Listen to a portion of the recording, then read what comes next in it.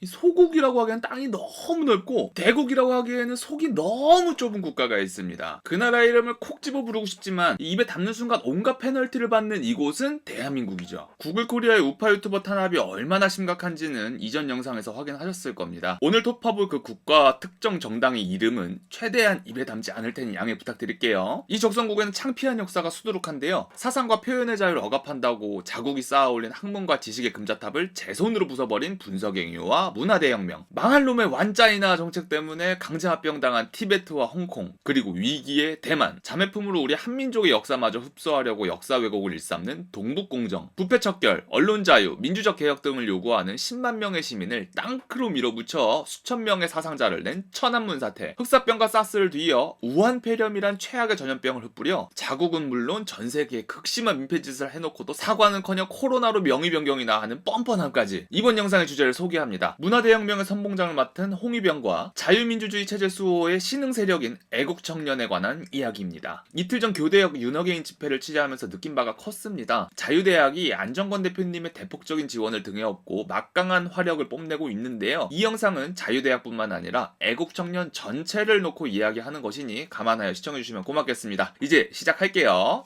우선 역사상 최악의 청년 조직이었던 이 홍위병부터 알아볼게요. 홍위병의 지도자 숭배는 맹목적이었습니다. 마오쩌둥에 대한 절대적인 충성심을 바탕으로 활동했고요. 홍위병들은 평소 마오쩌둥 어록이 담긴 소홍서를 들고 다녔는데요. 시시때때로 암송하며 이것을 행동지침으로 삼았습니다. 자연스레 마오쩌둥은 홍위병들에게 신격화됐죠. 홍위병은 쓰레기 같은 이데올로기에 순수하다 싶을 만큼 맹목적이었습니다. 마오쩌둥 사상에 대한 맹목적인 신념, 사상, 문화, 풍속, 관습이 낡았다며 파괴하자던 사구타파운동, 서양 자본주의가 중국 사회주의를 와해시킨다는 음모론을 믿고 번진 반서방 자본주의, 스승이나 부모까지 공개적으로 처벌한 폭력적 혁명활동, 혁명계급인 홍오류와 타도대상 계급인 흑오류를 나눠 탄압을 일삼았던 사회계급 분리까지. 이에 반하는 자본주의 전통문화 부르주아 사상을 철저히 배격했죠. 사상적 정화를 명분으로 지식인, 공무원, 교사, 심지어 가족까지 공격한 최악의 청년 집단이었습니다. 전 여기서 페미니스트들이 떠올라요. 본인을 길러준 아버지마저 비난의 대상으로 삼으니까요. 구성원은 주로 중고등학생과 대학생이 중심이었는데요. 젊을적 패기와 반항기가 잘못된 이념에 물들어 괴물이 되어버린 경우죠. 또 어떻게 보면 한참 순수할 시기였기에 맹목적이었을 수밖에 없겠다라는 생각도 들고요. 홍위병은 사회를 혼란시키고 무질서를 조장했습니다. 학교, 공장, 정부기관 등을 점령하거나 마비시켰죠. 이거 완전 데자뷰지 않습니까? 교권은 추락하고 공장은 노조가 판을 치며 줄타내고로 마비된 행정부.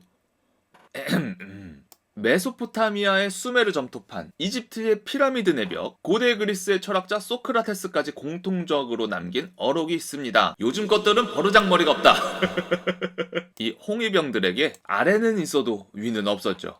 자, 역사상 최악의 청년 집단이었던 이 홍위병과 애국 청년들 간에 묘한 교집합이 있다고 말해보려는데요. 우리 애국 시민분들 잠시만 진정하고 들어주세요. 한국말은 끝까지 들어봐야 하니까요. 상징색 레드. 제가 당일에 양측 집회를 모두 촬영하는 입장이다 보니 빨갛거나 파란 옷을 무서워서 못 입습니다. 다행히 우파 집회 쪽에서는 슬슬 알아봐 주시고 나서서 도와주시는 분들이 늘어서 괜찮지만 좌파 집회는 매번 잔뜩 긴장한 채로 취재하거든요. 잠시 이야기가 샜네요. 애국 시민의 상징은 적색입니다. 따라서 이 애국 청년들도 집회에서 붉은 옷을 주로 입죠. 홍위병처럼요. 여기서 우리 자유대학 및 그리고 모든 애국 청년 여러분들께 진심으로 죄송합니다. 후반부 빌드업 때문에 억지로 엮는 거니까요. 유연하게 받아들여주세요. 단순히 색상으로 묶는다면 미국의 공화당이랑도 엮이니까. 참고로 자유대학의 로고는 이렇게 남색을 사용하고 있으니까요. 오해하실 분들은 없으리라 믿어요. 청년 중심의 조직. 안정권 대표님과 배인규 대표님 두 분의 노력 덕분에 2030 청년층이 폭발적으로 늘었죠. 초반은 남성이 한정돼 있었다면 이젠 여성들도 많이 늘어 5대5의 황금비를 완성했습니다. 온라인 인터넷 세상에서는 페미니스트들이 하도 날뛰니까 그 수가 압도적으로 많아 보였는데 집회라는 현실 세계를 가보면 정상적인 여성이 많아서 참 다행이라고 느끼는 부분이에요. 홍위병과 애국 청년들 모두 이렇게 청년층이라는 점에서 교집합이 추가됩니다. 이념적 순수성 강조. 애국 청년들 또한 홍위병처럼 이념적 순수성을 강조합니다. 내용을 열어보면 홍위병과의 큰 차이가 발생하는데요. 자유와 법치를 중심으로 한 반운동권, 반기득권 정서에 기반한 보수 재정립의 열망. 이것이 우리 애국 청년들의 이념이죠. 야, 드디어 왔다. 감히 홍위병과 우리 애국 청년을 동일선상에 올려? 하면서 이렇게 욕지기가 올라오셨을 텐데도 잘 참아주셔서 감사합니다. 지금까지 홍위병을 들먹인 이유를 말씀드려 볼게요. 바로 한국 좌파가 우리 애국 청년들을 욕하지 못하는 이유 들어갑니다. 자, 첫 번째로 홍위병과 애국청년은 한국 좌파들에게 최고의 먹잇감일 수밖에 없습니다. 이 몇 가지 교집합만으로 충분히 억지 부리며 내려칠 수 있으니까요. 그런데 이 한국 좌파들이 절대로 홍위병 언급을 안 합니다. 바로 한국 좌파의 선봉인 야 5당이 친중 노선을 타기 때문이죠. 이들은 중국 정부에 거절할 수 없는 제안에 당해 악마와의 계약을 한 것으로 보입니다. 한번 예를 들어보죠. 만약에 여러분이 지인에게 초대를 받아 극진한 대접을 받았다고 칩시다. 산의 진미의 음식과 고급 양주의 향연, 취기가 충분히 오르니 누가 봐도 매력적인 이성이 합석하네요. 거나하게 취하고 술김에 거사까지 치릅니다. 다음날 기분 좋게 인사하고 나오는데 문득 선물이라며 작은 USB를 건넵니다. 우리의 우정을 위한 작은 선물이라면서요. 집에 도착해 틀어보니 어젯밤 합석한 그 이성과 뜨거웠던 영상이 담겨있는 몰카였습니다. 이런 거절할 수 없는 제안을 받는다면 여러분은 어쩌시겠습니까? 우리라면 애초에 이런 상황 자체가 발생하지 않게 진작에 잘 끊어냈겠지만 전세계 수많은 정치인들은 이 수법에 당해 악마와 계약을 맺었죠. 국회의원 중 친중 노선을 타는 자들이 많습니다. 솔직히 중국이란 국가는 경제적으로 필요한 파트너는 맞습니다만 정치적으로는 절대 아니거든요. 적성국이지 않습니까? 그런데 과할 정도로 친중 노선을 타는 자들이 국회에 여럿 보이죠. 제가 보기엔 그들이 중국의 몰카로 약점 잡혀서 군신관계가 된 게 분명하다고 생각해요. 그렇지 않고서야 학벌도 좋고 계산도 빠른 양반들이 이렇게 비상식적인 짓만 골라서 하겠습니까? 애국 청년들의 활동이 왕성해지니 비난하며 까내리고 싶어도 이렇게 차마 할 수 없는 우스꽝스러운 현 상황이 바로 한국 좌파의 딜레마입니다. 문화대혁명의 상징인 홍위병을 긍정적 의미로 쓴다면 중국 정부와의 관계를 자백하는 것과 다름이 없고, 부정적 의미로 애국 청년과 역자니 실질적 군주인 그분에게 약점이 잡혀있으니 진퇴양난이죠. 거리적으로 가까운 나라 중국을 방문하는 나라님들 중 대부분은 야당입니다. 그리고 그들의 국제교류에 당일치기 일정은 없죠. 이에 관하여 하고 싶은 말은 더 많지만 채널의 안전을 위해 이쯤에서 줄일게요. 사실 이것만으로도 충분히 위험하죠. 안정권을 풀강화시키자. 갑자기 뜬금없을 수 있는데요. 안정권 대표님 이야기를 좀 해야겠어요. 전 안 대표님의 정치적 입지가 더욱 커져야 한다고 생각합니다. 대한민국의 정치 수준을 크게 끌어올릴 상징적인 분이거든요. 댓글창을 보면 아스팔트 정치꾼을 밑바닥이라며 천하게 여기는 분들이 좀 보이는데요. 전 세계 최대 종교의 주인공이 된 예수님은요, 마국간에서 태어났습니다.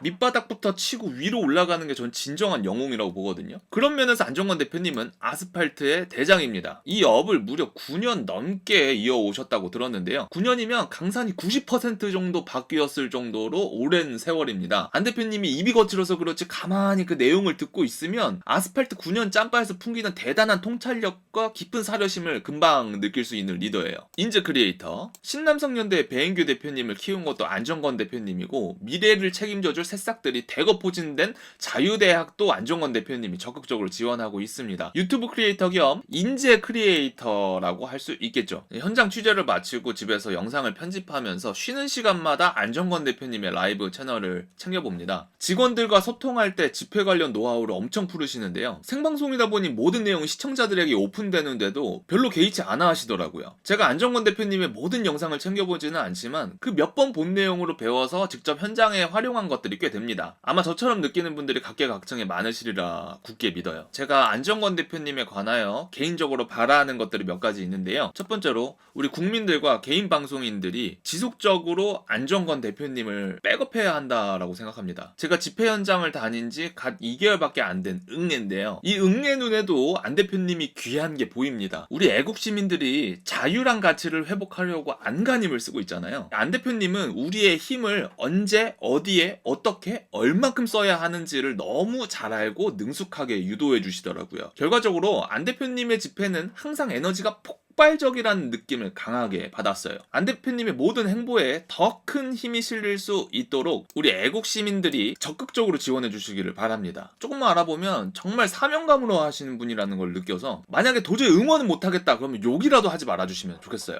자, 두 번째 바람은요, 인재를 양산해 전국에서 안정권 대표님 스타일의 집회가 동시다발적으로 열리는 것을 원해요. 물론 집회가 없는 게 가장 중요하죠. 그런데 이렇게 우리 국민들이 집회를 나올 수밖에 없는 상황이 되니까 어차피 집회 나올 거라면은 안정권 스타일의 집회가 좀 더 늘어나면 좋겠다입니다. 조만간 배인규 대표님처럼 세상에 알려질 안 대표님의 식구들이 늘어날 텐데요. 굉장히 기대됩니다. 빠른 시일 내 모든 도시에서 안정권 대표님 사단이 동시에 활약하면 좋겠습니다. 제 채널 구독자들 중 먼타지에 계셔서 광화문에 참석하지 못해 아쉬워하는 분들이 여럿 보였어요. 실제로는 셀 수도 없이 많을 텐데요. 모두가 이렇게 에너지 넘치는 집회를 본인의 거주지 근처에서 참석하고 즐길 수 있도록 안정권 대표님의 제자분들이 더 많이 늘어나기를 바랍니다. 세 번째 바람은 안정권을 국회로!